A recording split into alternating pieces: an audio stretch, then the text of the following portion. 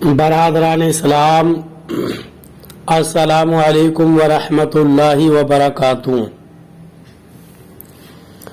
آپ تمامی حضرات سے گزارش کی جاتی ہے کہ خود بھی قرآن کریم کی تلاوت، ترجمہ اور تفسیر سماعت کیجیے اور اپنے عزیز و اقارب اور رشتہ دار کو بھی شیئر کیجیے تاکہ آپ اس کے ذریعے صدقہ جاریہ کے مستحق ہو جائیں۔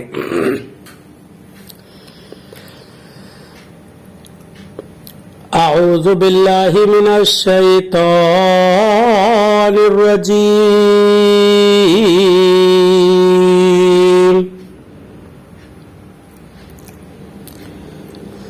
بسم اللہ الرحمن الرحیم۔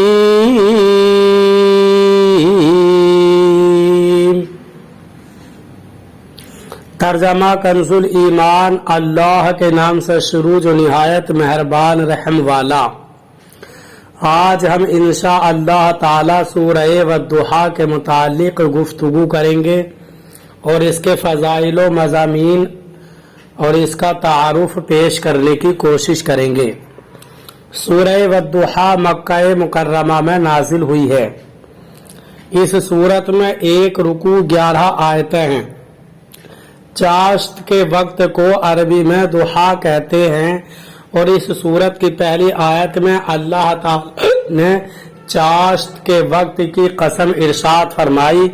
اس مناسبت سے اسے سورہ والضحیٰ کہتے ہیں۔ اس سورت کا مرکزی مضمون یہ ہے کہ اس میں حضور پرنور صلی اللہ علیہ وسلم کی شخصیت کے بارے میں کلام کیا گیا ہے اور اس میں یہ مضامین بیان ہوئے ہیں۔ 1، اس سورت کی ابتدا میں اللہ تعالیٰ نے چڑھتے دن اور رات کی قسم ذکر کر کے نبی کریم صلی اللہ علیہ وسلم پر کیے گئے کفار کے اعتراض کا جواب دیا۔ 2، نبی کریم صلی اللہ علیہ وسلم سے فرمایا گیا کہ آپ کے لیے ہر پچھلی گھڑی پہلی سے بہتر ہے اور اللہ تعالیٰ آپ کو اتنا دے گا کہ آپ راضی ہو جائیں گے۔ 3، حضور اقدس صلی اللہ علیہ وسلم کے بچپن میں اللہ تعالیٰ نے ان پر جو انعامات فرمائے وہ بیان کیے گئے۔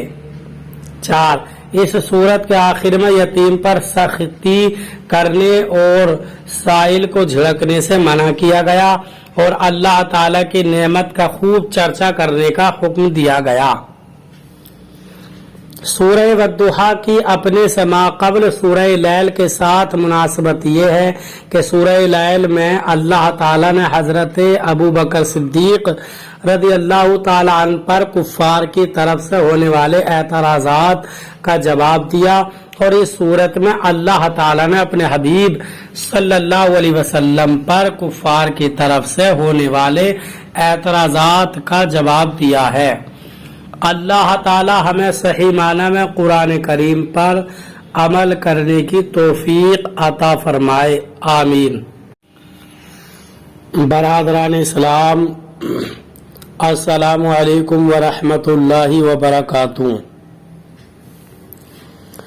آپ تمامی حضرات سے گزارش کی جاتی ہے کہ خود بھی قرآن کریم کی تلاوت، ترجمہ اور تفسیر سماعت کیجیے اور اپنے عزیز و اقارب اور رشتہ دار کو بھی شیئر کیجیے تاکہ آپ اس کے ذریعے صدقہ جاریہ کے مستحق ہو جائیں۔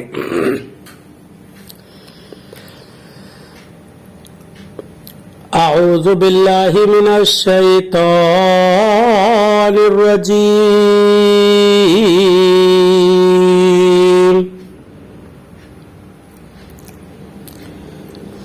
بسم اللہ الرحمن الرحیم۔